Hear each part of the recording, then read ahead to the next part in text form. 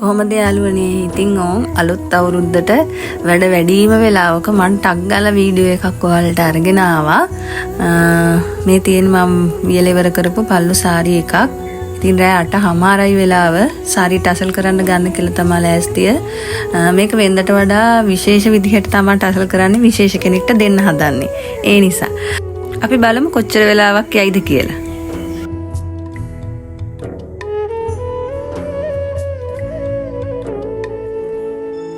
ඔන්න වෙලාව 9:58යි.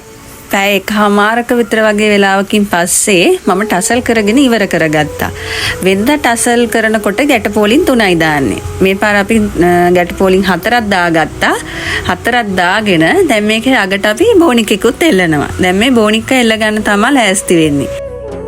ටසල් කරනට වඩා බෝනික දැම්මම ලස්සනයි. ඉතින් ඒකට අපි පාවිච්චි කරන්නේ ත්‍රේයොන් නූල්මයි.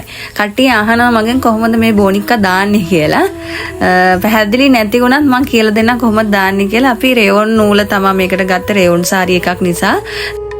බෝනික ලොකුවට ඕන නම් වැඩි නූල් ප්‍රමාණිකුත් පොඩිවට ඕන නම් අඩු නූල් ප්‍රමාණිකුත් පාවිච්චි කරලා තමයි අපි මේක දාගන්නේ. ඉතින් මම වැඩේ ගැන කියනවට වඩා පැහැදිලිව මේකේ පේනවා. ඒක බැලුවොත් ඔයාලට ගොඩක් හොඳට තේරුම් ගන්න පුළුවන්. තව අපි මේකට අමතරව ඉඳි කට්ටකුත් පාවිච්චි කරනවා. හොඳට අර ගැටේ තද කරලා නූල් ටික ඉහිරෙන්නේ නැති වෙන්න තියන්න. ඒ නූල චුට්ටක් අමාරුකම තියෙන්නේ කොටන් නූලට වඩා ඉහිරෙන්න බලන වැඩි. ලිස්සලා යනවා.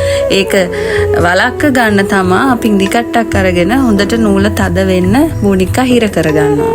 ඉතින් වැඩේ මෙහෙම චුට්ටක් බලන්නකෝ.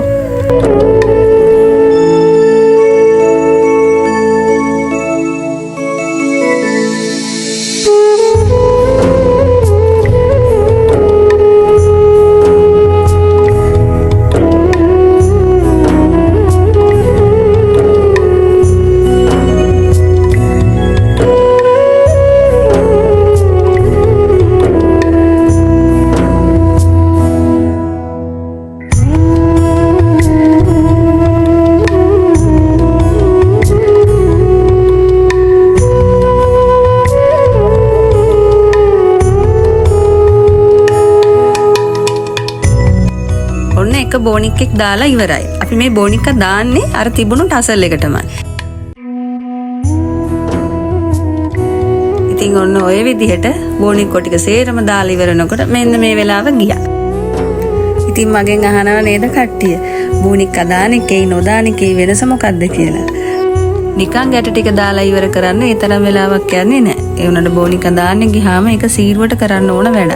ඒකට තමයි වෙලාව යන්නේ. ඒකෙන් තමයි සාරි දෙකේ මිල වෙනස් වෙන්නේ. ඔන්න ඕකයි මේ සාරි වල තියෙන වෙනස.